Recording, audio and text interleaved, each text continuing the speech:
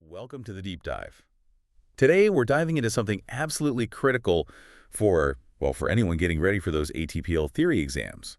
We're tackling the flight director system, the FDS. Yes, the FDS. It trips up a lot of students, you know? Those questions can be really specific, demanding more than just knowing the basics. You need the logic behind it. Exactly. It looks like just another display, maybe another mode button, Yeah. but it's so much more fundamental than that. It's essentially the brain translating all that complex navigation stuff into simple, clear commands for the pilot.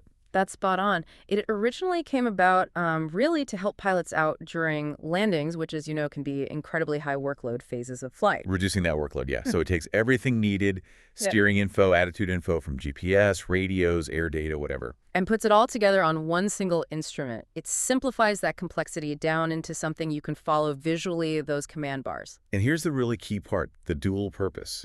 It gives those visual cues to the pilot, the human flying the plane. But at the same time, its output, whether that's digital or older analog signals, is the direct command input for the auto-flight control system. The AFCS, yeah, the autopilot. It tells the autopilot exactly what pitch angle, what roll angle to fly. Precisely.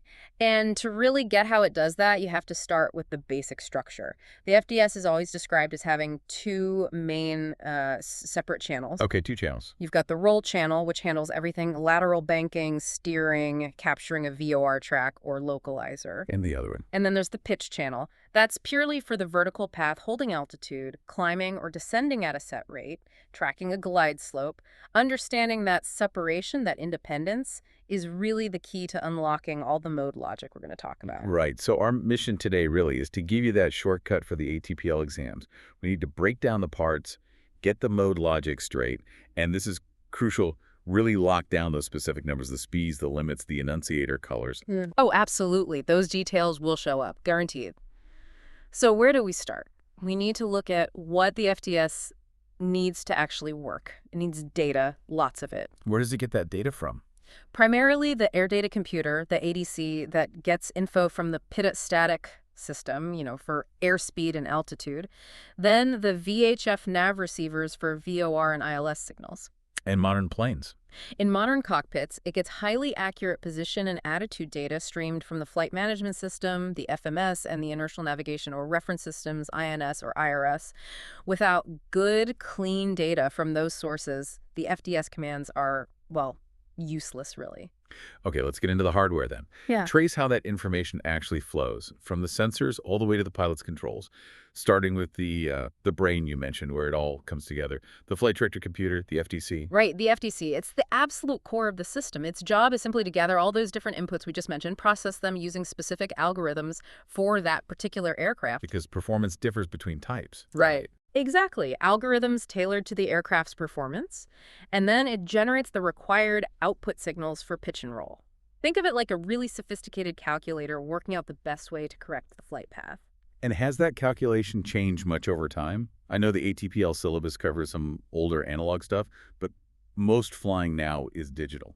That's a really important point for the exams, actually.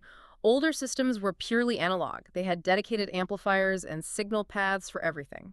If you wanted to upgrade an older plane, maybe put in a digital autopilot or EFIS screens. EFIS being the glass cockpit displays? Yes, the electronic flight instrument system. You had to install special analog to digital converters to translate the FDC's old analog output into something the new digital gear could understand. It wasn't always a perfect solution, a bit clunky sometimes. Compared to now. Oh, modern airliners, it's all digital, end to end. The FDC sends clean digital signals straight to the symbol generators. Those are the bits that actually draw the pictures on the screens. Correct. They create the images, the tapes for speed and altitude, the numbers, the compass rows, and crucially, the command bars on your... All right. Many thanks for listening to this free part of the ATPL Theory podcast. If you want to continue learning and access the full comprehensive guide, go to my Patreon at patreon.com/ATPLtheory or my Hero at herohero.co/ATPL. That is patreon.com/ATPLtheory or herohero.co/ATPL. Wishing you all the best